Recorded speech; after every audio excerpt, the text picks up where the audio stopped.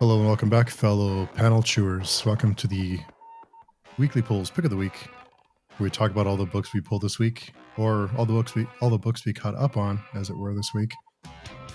And we end the show with our favorite book, and then we also discuss a book that we're reading that any of you can read with us for free, which is the Frank Miller run on Daredevil. We will be discussing issues 163, 164 today. So we invite you to read along with us. It is available on Libby or Hoopla, and you can access that with a library card, which is also free. So that's great news. We hope you read along with us. We read 2 issues a week. And yeah, so I think issue 108 this week. And of course, it is spooky season. So we'll just have some top 10 discussions of our favorite horror books. But before that, Jarrod, how's it going? It's going good. Yeah. I think we have a pretty big, exciting week of comics here. Lots of good stuff, and yeah, I always top 10 stuff is always fun. So. Yeah, it's easy. Yeah, we have a big show this week. I've been sick. I was in bed for days, so I did lots of reading on my iPad, and I bought a lot of books. The good thing about being able to buy books like that digitally is it's easy, but the bad news is your wallet is not too happy after. But it was a pretty good time. I'm glad I did, because caught up on some series I've been wanting to read, and it worked out. But I guess that's the plus side of being bedridden for a few days. But yeah, so before we get into our top 10 favorite horror books, just want to read a quick comment, because last week we discussed the Marvel Ultimate Universe ending, and a frequent commenter of ours, our friend Letviria, I hope I'm pronouncing that right, I had a comment. Just want to read this off for people who aren't familiar with the Ultimate Universe like we weren't. So, regarding the Ultimate Universe, the Reed Richards of the old Ultimate Universe survived the end of it and is now called a villain called the Maker. He created the new universe, the new Ultimate Universe, by finding a universe and using time travel. He prevented all your normal superheroes from having their origins, i.e., he prevented the spider from biting Peter. Then, sans heroes, he took over the world and now runs it with his council. The gimmick of the new Ultimate Universe was that it kicked off with an event that banished the Maker for 2 years. The heroes are now getting their powers late, and the books have been moving in real time leading up to an event where he comes back and now apparently ends it.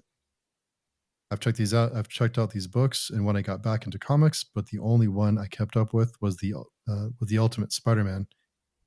But when the Absolute stuff came out, I decided to stick with the one, and I picked that quote unquote alternate universe instead. So, yeah. So interesting. I had no idea. Yeah. Yeah, me either. Wow. Thanks for that. That's yeah, great. Good information, because I had no idea. And we have a comic book podcast and don't know anything about Marvel, but whatever.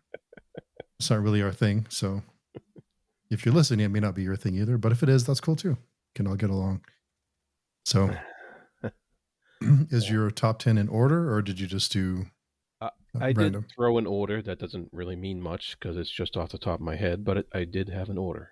Okay, cool. Yeah, me too. So, and there's no Marvel on it. No, no Marvel to be found. Yeah, actually, no, not at all. But cool. You want to start us off with your number 10 favorite horror book? Sure. Number 10, we'll start off with BPRD from Dark Horse Comics, the Bureau of Paranormal Research and Development, part of the Hellboy universe.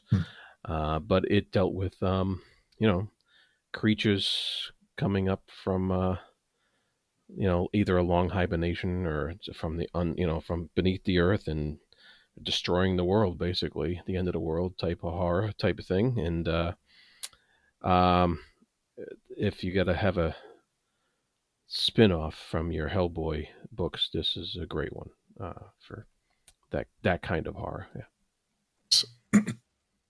So my number 10 is a one shot that I think was in the 2010s, written by Scott Snyder. I think this is one of his first Image books. Maybe it might have been, I think it was one of his first Image books, doesn't matter, which is called Severed. It's a story about a young boy who wants to create a new life for himself. He runs away and he finds much more than he bargained for. And the end of it is pretty chilling. I won't spoil too much, but it's a very disturbing book. And the horrors that you think you leave behind aren't always left behind. So really good book. And the ending really got to me. Cool. Number 9, I have Chew from Image Comics. I read this whole series when it came out, and the idea behind it was the main character would have to eat a piece of a person in order to get a clue on how they died, and that was pretty horrible in and of itself. There was a lot of humor in it too, but the idea that the bird flu w- didn't allow anybody to eat chicken anymore, and that this flower gave this guy this power or something like that. I don't remember the specifics of the story, but there was a lot of horror in it. A lot of kind of body horror, I guess. With just by the name Chew, but it was actually a pretty cool story that had a 5-year run and a good beginning and ending. So it was good. Doesn't happen too often to have a 5-year run like that and have a Yeah, yeah. it's true. The number 9 pick for me is Beneath the Trees Where Nobody Sees. This is a more of a recent book that Patrick Horvath writes and draws this one. It's become one of my favorites. It's about a anamorphic village where a bunch of looks like stuffed animals live, other people. One of them is named Sam, who is a serial killer who goes around to other surrounding towns and murders people for fun. And it's the contrast of having this cute cuddly teddy bear going out and chopping other cute animals pieces is just, it kind of messes with you. So it's a really great horror book. Nice. uh, Number 8. Speaking of serial killers, number 8 for me is Serial. It's from Abstract Studios, and what makes this serial killer a little more horrific is that it's it's an ancient being who lives in the body of like a 12-year-old girl or something like that. So, um, and it's actually a sequel to another series that I'm going to bring up later, but it focuses on this character, and it's kind of I don't know. I don't remember if the ancient being is still with her at the time of this story, but it's complicated. But it's a really good one. It's by Terry Moore from Abstract Studios, and it's yeah, he delves into that aspect of serial killing. If you I like Tony Moore. I have to check that out. yeah, he's good. The next one for me is I was kind of I think like we discussed earlier, horror is kind of subjective. It's different for everyone, but this one for me, I just kind of couldn't leave it off the list, which is Berserk. Hmm. If you've read Berserk or if you've heard about it, there are some very disturbing and very disturbing things that happen in the book, and yeah, lots of horrific creatures and events and the things that the characters go through is it just gets kind of worse and worse. But yeah, Berserk, it's a classic manga, still continuing to this day. Who knows when it'll end, or who knows when we'll get the next volume? But it's on my list. Cool. Number 7, I have Preacher from the Vertigo line DC Comics by Garth Ennis and Steve Dillon. I think Preacher fits the mold for you could say existential horror, Mhm. theological horror, Yeah, and definitely. some good old fashioned swampy horror too.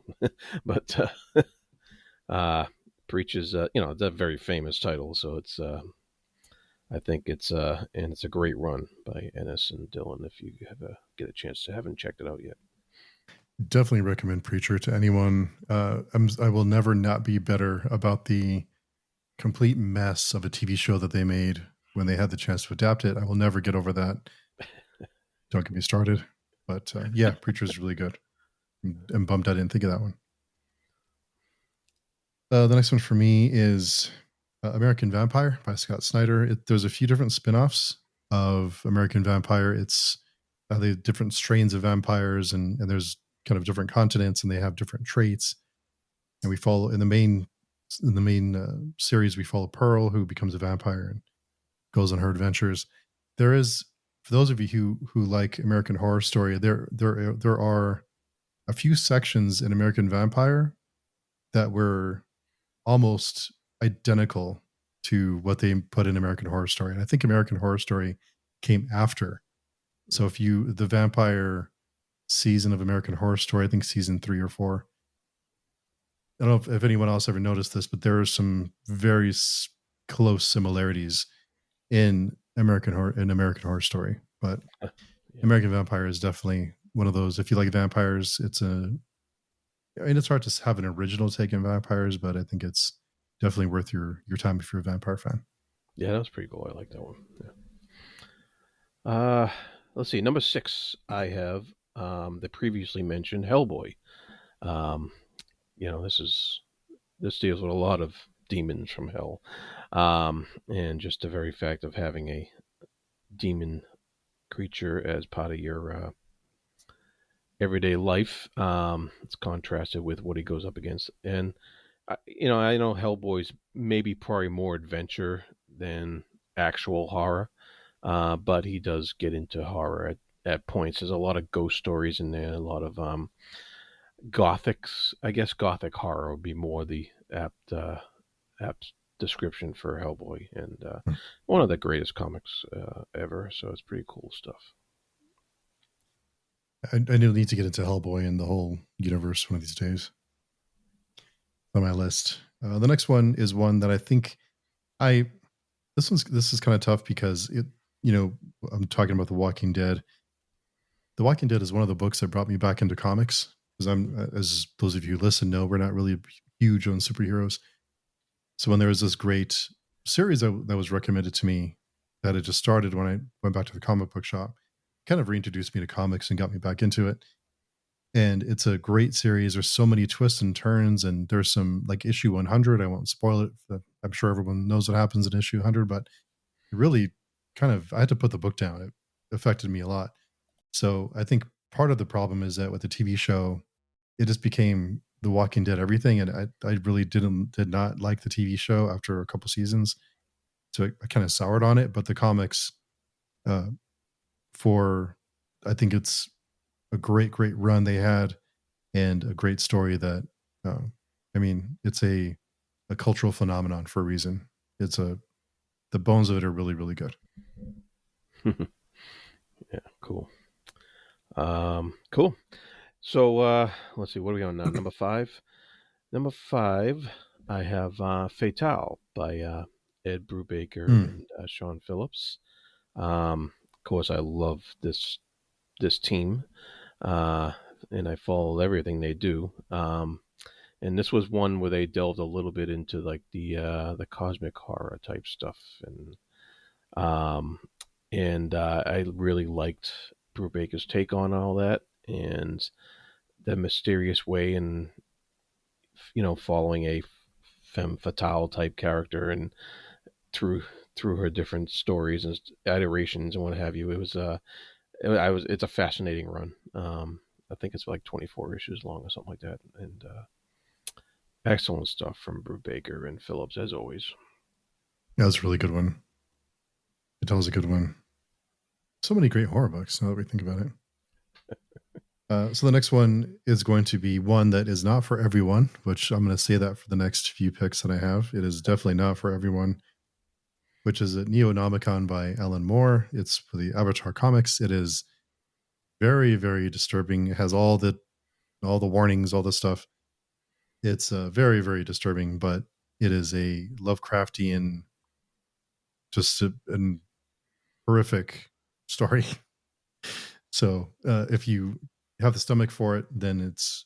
I think Alan Moore even admitted he was very angry with the comic book industry when he wrote it, and he wrote it kind of a screw you to the industry in a way. And there's some messaging there that he was trying to get his personal messaging out. So do with that what you will, but yeah, One of the ones that I come back to that's very, very disturbing. Indeed. Indeed. Let's see. Number 4, I have Hellblazer by from DC Vertigo Comics.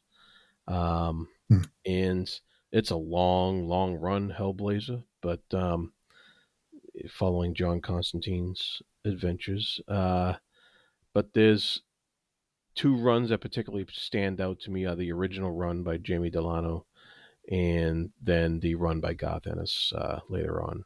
Um, really fantastic runs, and that's that long, ongoing series that really did delve into a lot of different horror aspects and really cool stuff. The next one for me, again, is not one for the faint of heart. Like I said, really, this one it's called Providence. It's written by Alan Moore again, art by Jason Burrows. Shout out to Jason Burrows for having an interview with us on the blog. One of my favorite artists, and the architecture in Providence is just beautiful. I mean, the artwork is insane. I when I first read it, I was not familiar almost at all with Lovecraft, and after I read some Lovecraft and started looking into the mythos, I went back and read Providence. There's so many callbacks and so many things that they included in the story for people who are familiar with Lovecraft. It is again not a book for the faint of heart. It's not as bad as Neonomicon, but it is very disturbing in very unsettling kind of way. So it is a sequel to Neonomicon, but it is again not for everyone. I'm kind of disturbed myself that I've read these. Yeah, I'm every time I open it up, I'm like, I'm so disturbed. I'm reading this again. Yeah. uh, all right, up to number 3 here. We have Sandman from me, also from DC Vertigo. They did a lot of good stuff, I guess.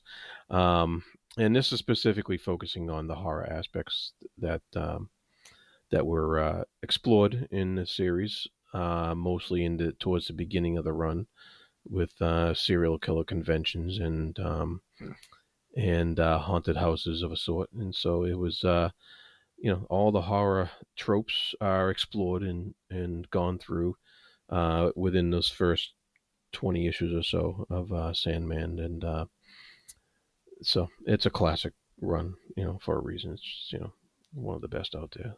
Yeah. Now, my top three can be interchanged in any moment, but so my number 3 is my comfort read, but again, not for everyone, which is Crossed by Garth Ennis. There's lots of different. Comfort. There's Crossed Badlands. There's different offshoots of it, but the first original run of Crossed is the best survival horror, and just the how disturbing things can be, what people do to each other in these awful kind of situations where there's this virus going that makes people turn into these raging maniacs that will do anything to you. If they catch you, being killed is probably the least of your worries, because they will do many, many awful things before they kill you. And it is one of the best survival horror stories out there. But when there's a Badlands, where different creators came through and had their own stories, and it became less about survival horror and more about just pushing the envelope and being as disturbing as you can possibly be. So it's very hit or miss. But like I said, the original 10-issue run is peak survival horror. Cool. Number 2. Okay, so for me, going back to Alan Moore, From Hell is up there with me. I loved that series, although it took me a while to love it. But once I got what he was doing, then I was like, wow, this is something else. And of course, it details a serial killer, it details, this Jack the Ripper and that whole era. So it's very historical as well. But there is some genuine horror in there, and Mm-hmm. it's really good, really really good stuff. It is not at all what you would expect. It's very different than what you going in what I ever thought it would be. Yeah, really great choice. Okay, the next one for me would be Nameless. It's by Grant Morrison, and it is a science fiction cosmic horror book. Again, not probably not for everyone, but there's so many small details in the story and so many little things you don't pick up on, and you'll catch different things every time you read it. Just again, just excellent cosmic horror, body horror. Just it really warps your mind in so many different ways, and you can read it over and over again. You'll still catch new things, and I feel like I have a different interpretation every time I read it. So it's one of those you can come back to it again and again. Yeah, and that's what we're looking for, right? When we read Yeah. these things, right? Um, so my favorite, my number one, my favorite of all time is Rachel Rising from Abstract Studios and Terry Moore once again.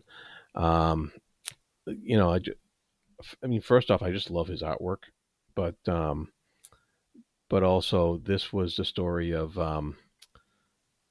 this one woman who basically she rises, she comes back from the dead, and all the ramifications that go along with that. And I had a great time when I read this run, and it just really has stuck with me over the years as one of my favorite books in this this pseudo genre that we have of horror. Mhm. So uh, yeah, I can't have a top 10 list without one of Terry Moore's books on it, and usually near the top. So Rachel Rising is it for me as far as comics go, as far as horror comics goes. Yes. And my number one is Uzumaki by Junji Ito. It's a manga about spirals, and there's different stories in the book, kind of different like short stories, but they're all connected. And there's some truly disturbing imagery and just some of the things that happen to some of the people. Just really, I mean, it takes a lot to get to me in that way, but it definitely did that several times. So really great. It's black and white. It's just I don't want to say it's simple, but it's focused and it's very very effective.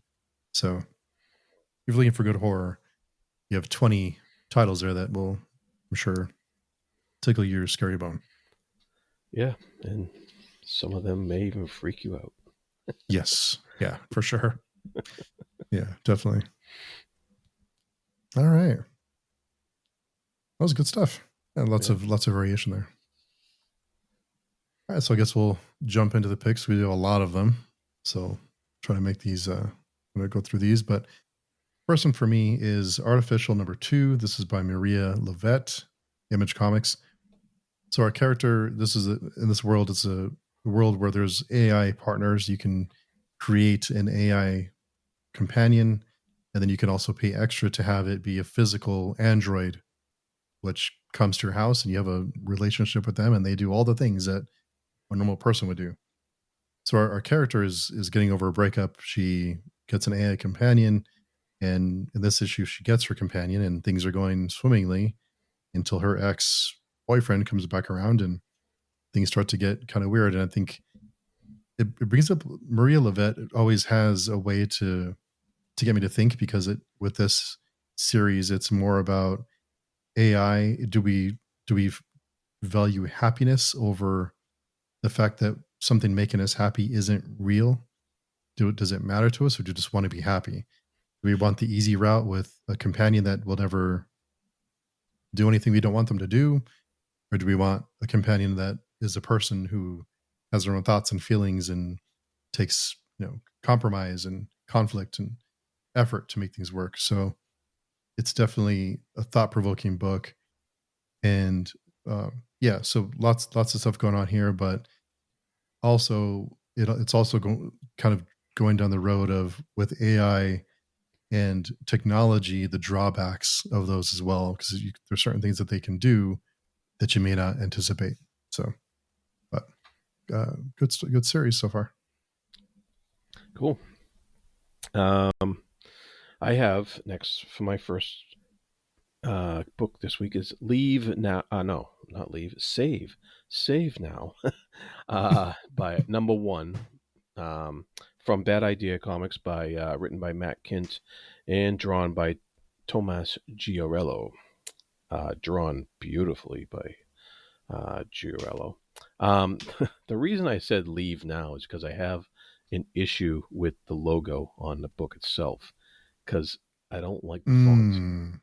I don't Oh like the wow. font at all, and um, so that's like thrown me off more than once. I actually typed "leave now" in the chat, and then I changed it. Um, but other than that, the book was pretty cool. It's about a bunch of like super soldiers who deal with problems that they're sent out on a mission to deal with, and this one guy, the main character, has the ability to go back in time and basically do a reset Hmm. on time itself, so that if something goes wrong during their mission, he does a 5 minute reset, and he tells the rest of his team to do something different to accomplish the mission. And but only he remembers it. Everybody else just thinks they went out and they kicked ass and they came back and everything was fine. Um, which of course that puts a real toll on this guy, and I thought that was very interesting exploration of what it would do to this guy, and he ages while they don't, because he reset everybody, but he still relives the same moment over and over. So it was a pretty fascinating concept, and the artwork is gorgeous. I I had a couple issues here and there with the dialogue in some spots. I thought it was a little I don't know, big picture, obvious, big film, obvious type of dialogue, that you would get in a rock movie or something like that. But but overall, I thought the concept is pretty brilliant, and I do want to see where the second issue goes, and it's just gorgeous to look at. The artwork is so nice. Nice. I wonder if because the font does look like it says leave now. You can glance at it and it does It's look like really it says weird. leave. I wonder if that's on purpose, if that's an intentional Maybe, yeah. choice. I don't know. Hmm. Next one for me is Detective Comics 1102. Another good issue. It's Batman trying to track down the source of this virus that's going around, that's getting some people sick, that's in a danger to Gotham and getting more than just Gotham sick.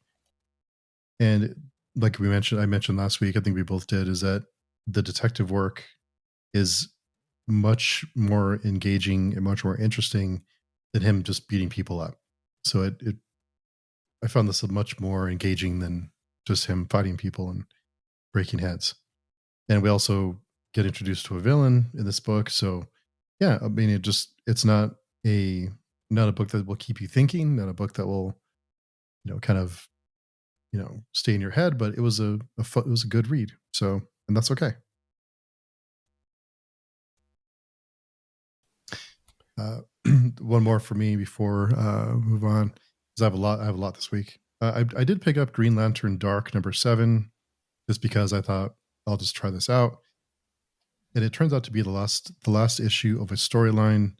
Our main character is not one that I'm familiar with, but they were constantly, questioning themselves, wondering if they were worthy or whatever. The artwork isn't really what I gravitate towards. It wasn't bad. It just not my thing.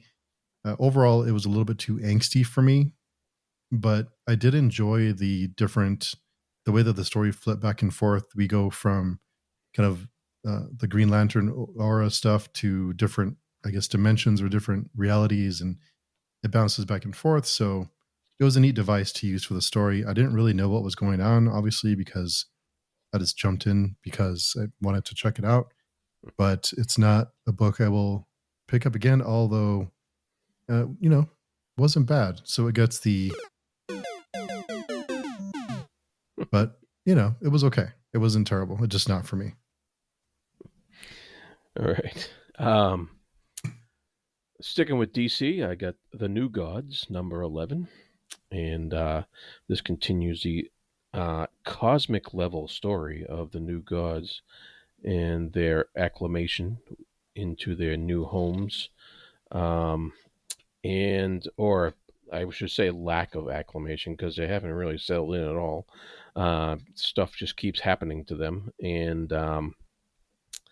this book continues to impress me with its exploration of the darker, deeper history of some of the new gods, um, other origin stories that you haven't ever heard about before, and just a different look at everything. And even though there's still the obligatory cameos Mhm. from all the DC universe, they are kept a little bit at arm's length to focus on the main story. So, still an impressive book. I'm still enjoying my time with it, and the artwork was actually really good. This issue, it the main artist came back for most of it, and there was one section by Dennis Cohen, who's actually a pretty good artist from like way back from the '90s, and Hmm. so it was a pleasant surprise seeing that, and good issue all around, good series.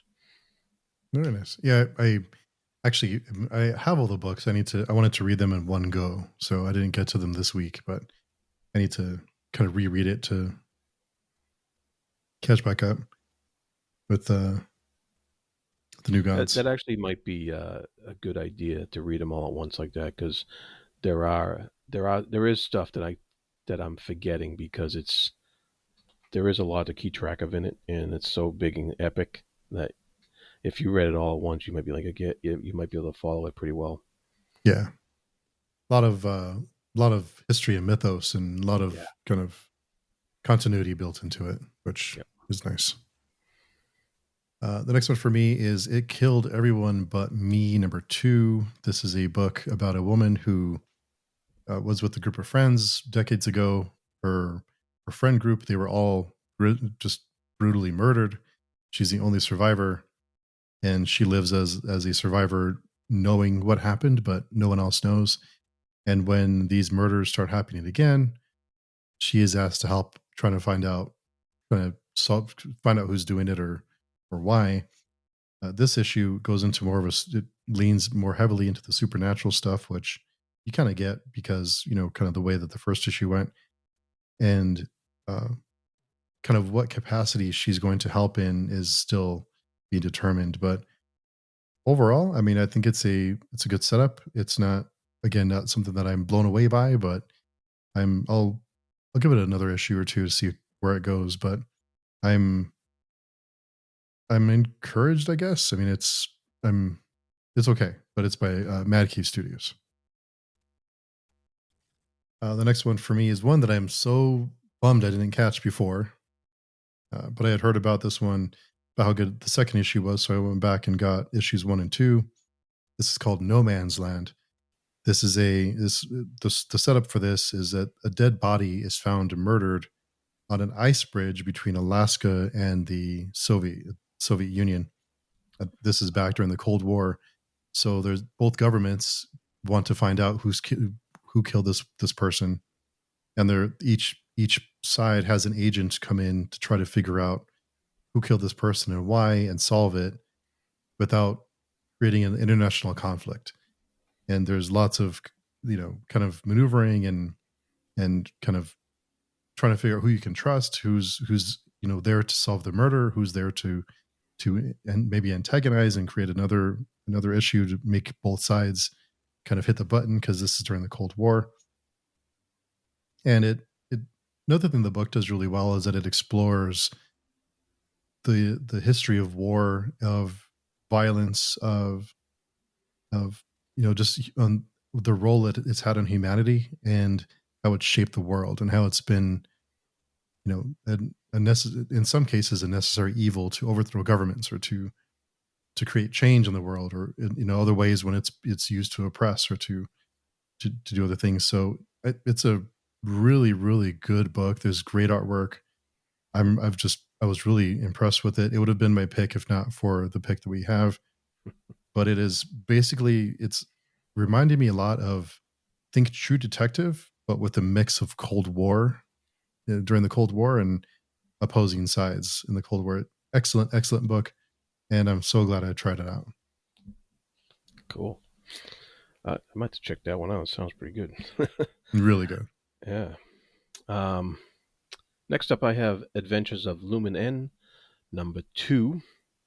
This is by James Robinson and Phil Hester from Dark Horse Comics, and I I remember on the first issue of this, I was a little wary about getting into this series, um, and because I really love the concept. I like the concept a lot. I think it's really cool. I like the adventure type spirit of it and the time period that it takes place in. Kind of pre World War type of setting, and I just like all the the Captain Nemo type stuff and the Nautilus and all that stuff. Um, the artwork is pretty good. It's it's a little cartoony, but it's not so much so that it's distracting, and it's pretty solid. The writing and the dialogue I just find pedestrian. Mm. I'm not that impressed with that part of it, and I wish it was better. Um, and which surprises me because James Robinson's been writing for a long time with comics, and he's had some good runs, and they have like back matter in here that like explains a bunch of stuff, and it's like really cool. It's actually really cool back matter, that ties together all the historical stuff and the literature of Jules Verne and stuff like that. There's a secret, not a secret. It's there's a awesome cameo in here from the Traveler from the Time Machine, Mm. H.G. Wells, and so this like the concept is just fascinating because it ties in all those old 19th century novels, and I'm just like I wish it was written just a little bit better with a little bit more depth to it, So I'm gonna get #3 just to see if he tightens it up a bit, and makes it a little more enjoyable as far as the writing goes. But Mm. we'll see how it goes. We'll see how it goes. Nice. Would you recommend it? Would you? Are you still on the fence? I'm still on the fence. Yeah, I'm gonna try one more and Okay. see if it really captures me or not. Nice. The next one for me is Punisher Red Band #2. This is the Punisher being a killing machine, basically, and there's a reason for that. It also includes the Kingpin, and this issue was almost wall to wall action, which isn't really bad. It just makes for a quick read. And sometimes when you pay the cover price, it's kind of like that's cool and everything, but I'm done with it in like 5 minutes. But then there's some. They do explore the personal cost of someone like the Punisher and what they endure for the greater good. So they put themselves out there. They're going out and enacting revenge or doing all these things and trying to protect people, trying to do the right thing, but also the cost for them is very high. So they do explore that a little bit. Overall, it's not bad. I think it was fine.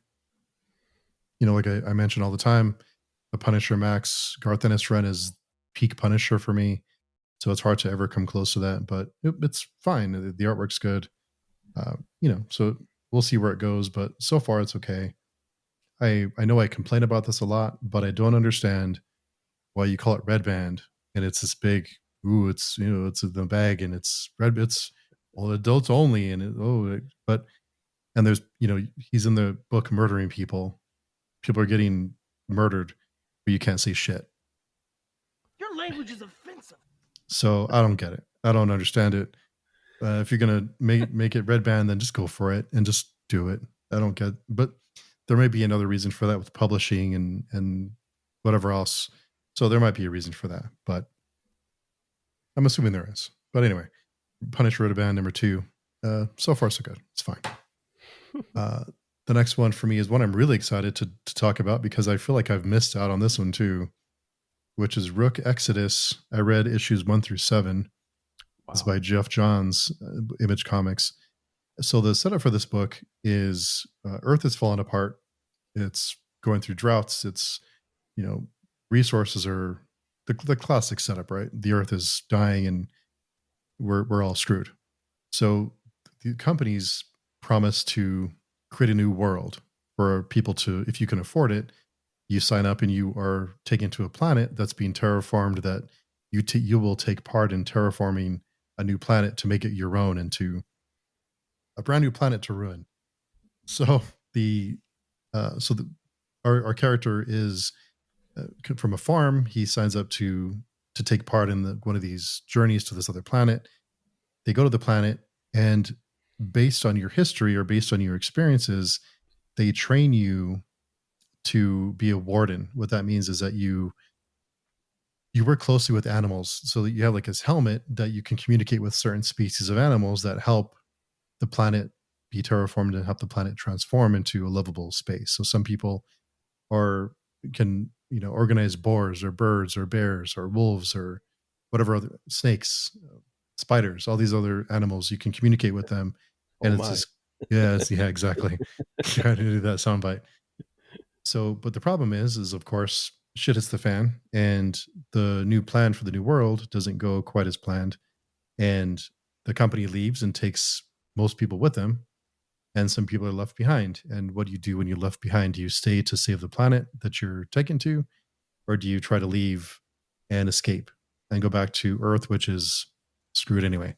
So, kind of what's left over, and it's kind of like this no man's land, this strange world that's changing, and everyone has their own ideas on what to do next. And it's a great book. It's fun. I love the setup. Kind of there's all these interpersonal things going on. Yeah, I was hooked. I mean, within a few pages, I was hooked on this book. Really, really good stuff. And I had heard people recommend it for a long time, but they were right. So if you haven't read it, check it out. Geoff Johns is, I know he has a history of, whatever in the DCU cinematic universe. There's stuff written about that, but as far as him writing comics, he knows what he's doing with writing comics. Nice. And so next up, I have The War, #3, which, of course, is collected from the original run in Hello Darkness, Mm-hmm. by Garth Ennis and Becky Cloonan from Boom Studios. And this finishes off the miniseries, 3-issue miniseries that they collected together. And I'm really glad they did it this way, because I heard you and Mike talking about this series when it first came out, and I gotta say, this is a truly haunting ending to Yeah. this story. It is not happy. It is not not feel good at all. But it is haunting, though, in a way that makes you think, and in a way that you know like the warning is there. It's like, wake up, people. This is what we're looking at. Um, if this kind of things happens. And I just think this really, it really stuck with me, and it would have been my pick of the week if we didn't have the one we're going to talk about as Mm-hmm. well. But I'm not sure if like, I was definitely not pleased with the ending, but because I don't think you can be.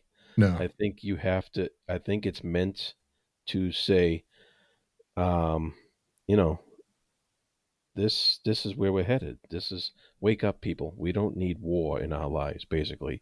And it was so well done, and how it's such a huge theme. War is such a huge topic, but the story is such a small focus, Mm-hmm. and it was just well done. And Yeah, it could keep you up at night if you read it at bedtime.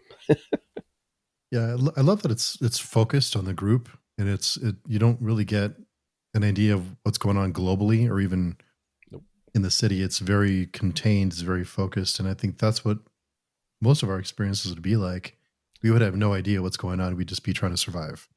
Exactly. Yeah. So, yeah, great stuff. I hope they collect it in a trade. Wouldn't doubt it. I hope so. All right, so the next one up for me is a book that I've been hearing Jarrod rave about, so I had to check it out because I love The Killer, but it's The Killer Affairs of the State. I caught up on issues 1 through 4. This is by Boom Studios. More killer goodness.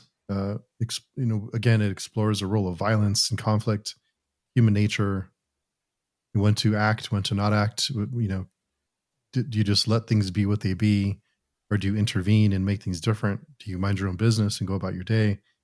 But the killer's interactions with the other people in the book, with the other person in the book, is so good. It's a if you love assassin stories or spy stories or espionage, that kind of thing, if you're not reading The Killer, you're missing out. It is just a fantastic book, and I was surprised with the few decisions he makes in this series because he doesn't make the same decisions in the other series. But great book, beautiful artwork. So there's some landscapes that are just gorgeous to look at. That just had to like pause and look at the landscapes and yeah, just if you love assassin stories, you have to be reading this. It's so good, and again, it's thought provoking. It's just great story. So if you haven't read The Killer yet, this is a good place to start. Affairs of the State 1 through 4 and Boom Studios. One more for me, which is The Terminator Metal #1. It's by Dynamite. If you're a listener of the podcast, you know that I like the Terminator. The other run that I guess they wrapped it up. In this issue, we are reminded what the Terminator is at its core, and how it evolves or doesn't evolve, even when it's reprogrammed to fight for us. So it's a story about a Terminator who's been reprogrammed to be an ally to fight alongside the survivors and fight against Skynet. And yeah, there's not a ton of meat on the bone. It's just the end of the book really kind of, because during the book I thought this is kind of, what are we doing? It's kind of floundering. Where are we going with this? And at the end of the book, it all came back together. So it kind of, okay, I see what they're doing here. So not my favorite Terminator issue of the series, but it was fine. I'll keep reading because I really enjoyed the other Terminator series that we just wrapped up with Declan Shelby. Cool. All right. And carrying on, more books to come. Yeah. Next for me is Survive #2, also from Bad Idea Comics. And this is by Robert Venditti and Doug Braithwaite. Once again, beautiful artwork. The story itself takes place on a submarine, so it's kind of limited in its focus, in its setting. But Braithwaite does a great job of giving us plenty of variety in his panel choices and his artwork. This second issue kind of does some flashbacking because there's a limited amount of characters, and so I think there's a limited story potential here. There was like I said, some flashback, and then there was just a bunch of action. So there wasn't much to it beyond that, but it was very, very beautiful to look at, and I did enjoy it. And as a bonus, there was another David Lapham short story in this issue, standalone, all by itself. They call it Bad Idea B-side when they do that. It's like the B-side of a 45 single, But nice. And David Lapham can just do so much in 6 pages that many people can't pull off, and It was fantastic.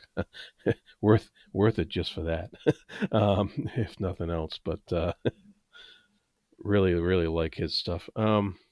So the main story is okay.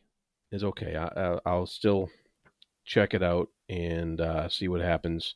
But Bad Idea is doing some pretty cool stuff, and I like their packaging. I like the company and what they're doing with a lot of stuff. So check it out. Very nice. Next one for me, the last one before we get to our pick, is Sisterhood, a Hyde Street story, number 4. This is a story about two young women who grew up together. They experience many different death and really bad events in their childhood. They come up together and they go to college together. One of them is killed by a sorority, and the other one is a survivor who now communicates with the dead friend. But what is a dead friend actually trying to do? There's some deals that they make together that on the surface look like, hey, let's get revenge on these awful people who killed me. And then things turn another direction and there may be other motivations there. So this one, we have one more issue to go, which is good because I feel like the story's starting to run out of gas. So it's good that we have one more to go. It should be enough to finish up in one more issue. And I'm starting to see how this may be incorporated or rolled into Hyde Street, the Hyde Street proper series.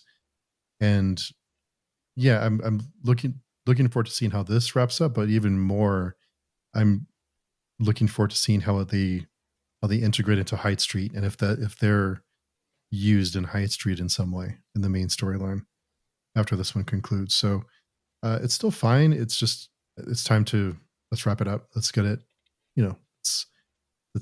Let's kind of tie a bow on it. So it's run its course. We'll see how it goes. But with all that said, it is time for the pick of the week.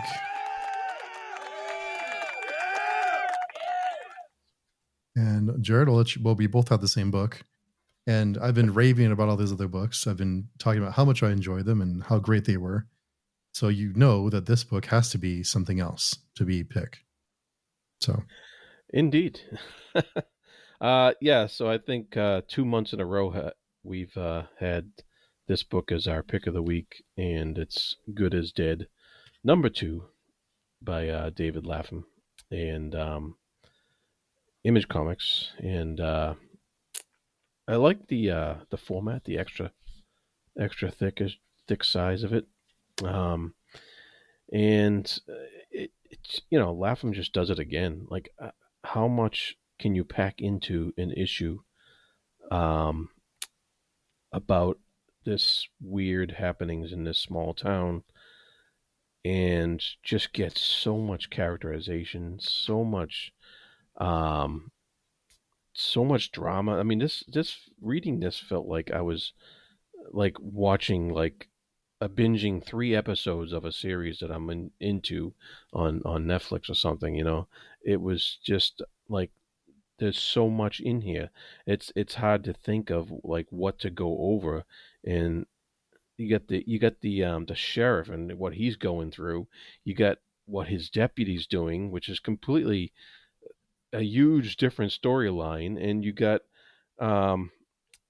like these other characters in here that have their own thing going on, and it's all tied into the sphere of this small town and what's happening in this bridge going down. This all this stuff that's is all tied together. You already see it's tied together, but you're just looking for those clues that the sheriff is trying to put together, there's these little things. There's the woman who was the wife of the guy in the first issue there. The first page, he set himself on fire, so that's not a spoiler, but but the wife of him is in here, and you get this character, you get this insight into what she's like, and none of these people are who you think they are, and they're just and they're so unique. Each of the characters in the book, it's so well done. I really like. I'm really loving it. David Laffin's back in his element, basically, and just doing this. It's great. Yeah, I think you nailed it with that. All the different interpersonal dynamics. There's a crime to be solved. There's every character gets time, and every character gets developed, and every character feels imperfect, and just kind of has their moments. And every character has their own motivations. They're all sort of moving against each other, whether it's overtly or covertly, and Mhm. they're setting up all this tension and anticipation, but the characters don't always know it. They don't always know what's going on when they're not around, or kind of what's what lays ahead of them. But I love the dialogue, the story, just the way the story is constructed. The Lamphams are. It seems like the more characters they have to play with, the better the story is, which is weird because they manage to juggle so many different characters and handle all of them perfect. I mean, they all have enough time. And with all of that, you also have this ticking clock of this, like there's like an hourglass that's turned upside down, and you have this crime has to be solved before the hourglass runs out of sand. I won't say why because it's pretty major spoiler, but the there's this ticking time clock of solving this story and close all these loose ends, and all this, so much tension is being built Mhm. and development. So I read the book, and then I thought about it, and thought about all the different characters and how much the story moves along, all the characters get developed. It's just masterfully done. I mean, it's so good. Yeah. Is this a limited thing, or do you I, know? th- I think so. I will look it up here as you're talking. Yeah. and and the sheriff's sister, she's a trip. Yeah, yeah. I mean, yeah, we introduced the sister, and yeah, there's this new character gets introduced, and then there's new elements introduced to us with what she means to the story, and it's so good, Yeah. so good. Let me see if I can find um, how many issues this will be. I know it's a shorter story. It doesn't have it on the Image website, Hmm.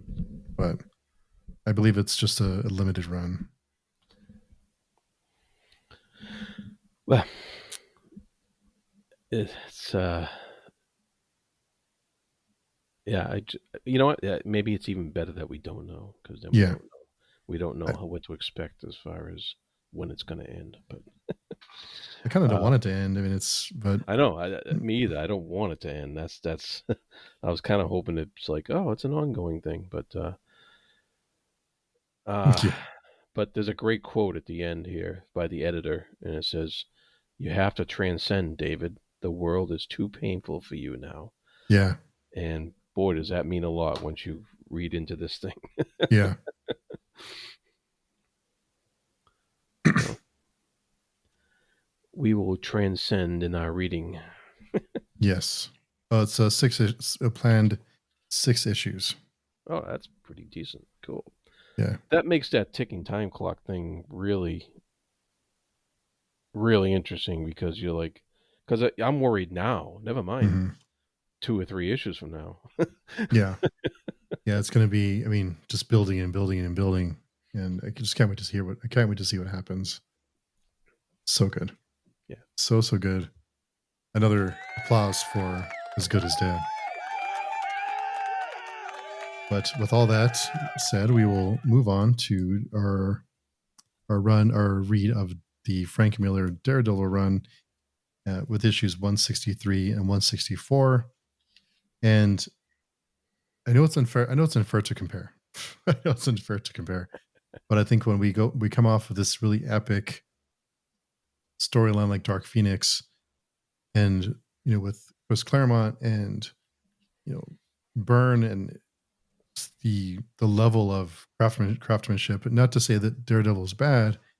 I think it's just a transition between this big epic storyline to more of a focused kind of each issue feels like its own thing. So it's different. Yeah, it certainly is. I mean, starting with 163, the question I got to ask is right away: why did Matt give Bruce purple pants? Did he just know? Maybe to spot him when he hulks out. He's easy Exactly. to spot in a crowd. It's like, oh, I have a pair of purple pants. I know you're gonna Hulk out eventually, so here you Yeah. go. But yeah, it was funny because you think, that the Hulk is too powerful. Daredevil can't go up against him, and they kind of showed that. Mhm. He doesn't have a chance. Um, and he ends up in the hospital and stuff. And but I I love the love, when he's in the hospital with his bandages on his head, with yeah, his suit on. the mask is still over Yeah. it. um, but what I liked about the issue though was how they showed the hassle of taking the subway. And how many times have you wanted to turn into the Hulk when you've been pissed off because the subway Yeah. Yeah. is such a pain to take? And living in Boston or near Boston, I can assure you that's how you feel sometimes when you're riding the subway. You want to turn into the Hulk and just smash your way out of it. When he did that, it's like, well, can't blame him for that one. Exactly. Yeah. Um, yeah. So we get that. We get the Hulk going through the city. Daredevil is trying to calm him down, stop him. Um, and we get the little tease that Mr. Ben Urich is going to do a little exclusive on Mhm. Matt Murdock and kind of expose him. And then the next issue, of course, is called Expose. Um, and I think that issue, I think 164 could be the start of something. Yeah. Um, the real start of this run that's acclaimed, because we're finally getting like the origins of his father, the sins of the father, um, and we're finally getting a little expose, I guess, into Daredevil's Matt Murdock's origins and what his father meant to him, and a little bit of origin stuff. And I think this is where maybe we're gonna get into the meat of what is coming for Daredevil. I don't know. What do you think about that? Yeah, it did feel 163 felt it kind of felt like its own story. Kind of felt a little there were the hints about the expose and kind of leading up to the next issue. But yeah, 164 felt like they're starting something. Something is being there's foundations being built for a run, for a Yeah, longer drawn out story. And with the origin and with learning about his dad and the end of the book, I thought was pretty cool with him kind of said, okay, well, I won't run it, even though it's this huge story. So yeah, I enjoyed that. I enjoyed that issue more than 163, and I hope it's the start of something that is more kind of a longer story. I don't mind the issue by issue, each one being an isolated story. I don't mind it too much, but I'm assuming for kind of I think the expectation of such a run that's critically acclaimed and you have to read it. I'm anticipating kind of a longer arc, something that's you know something that's going to be memorable. So, yeah. and maybe that's my own, that's my fault for expecting that, but yeah, No, I no, do feel like it's something. I think you're right. And I think because it felt different. It's 164. Yeah. When you even the cover design felt different than previous ones, and all the previous 3 issues we've read kind of felt like it's just a comic. It's just a monthly comic. Yeah. But I think 164, the cover looked a little different, had a different kind of design to it. The story itself felt a little bit more deep and like it was going to delve into something um, besides a hit of the month type thing. And so we'll see. I think this may be where it gets into that territory that we're kind of looking for in this Mhm. kind of read along type series here. Yeah. And I also try to be fair because they just got started. I mean, they're only a few issues in, so I'm, don't want to put unrealistic expectations on it. I just want something to kind of, get going. But after being there for a few issues, I'm assuming now they're going to start kind of telling their own story and kind of, having a chance to do what, kind of playing the playground. So Yeah. we'll see what happens. Yep. So next week we'll discuss issues 165 and 166. Again, this is available on Hoopla or Libby, which is free to use, and you can rent out the book for free and read along with us. We read 2 issues per week, unless there's an annual or something in the between, but typically 2 issues per week. So we invite you to read along with us and read Frank Miller's Daredevil, which is a story we haven't read yet. I don't think either of us have. So, Nope. Big episode. Lots Yeah. of books this week, but it's spooky season, and got our horror books out of the way. So good stuff. But before next time, Jarrod, where can people find you? You can find me at the Fantasy Thinker YouTube channel. You can find me on the Speculative Speculation podcast, and you can find me on the film touring for the Oscar Project. Yes, we're in the 80s now, which looks a little painful with the Oscars in the 80s. There's standouts, but we'll see how it goes. So yeah, the 70s were pretty good. So, but you can connect with us over at patreon.com, or you can send us a message directly with the link in the description. Just a heads up, I cannot answer. We can't reply. So if you send a message that way, it's a one-way message. So just if I don't answer, that's why. So we do appreciate the engagement. And of course, the comments and the, nice to know that someone's out there listening. So appreciate everyone who listens each week. So until next time, everyone have a safe Halloween, and we will talk to you soon. Hope you find your pick of the week. yes, thank you, and bye-bye.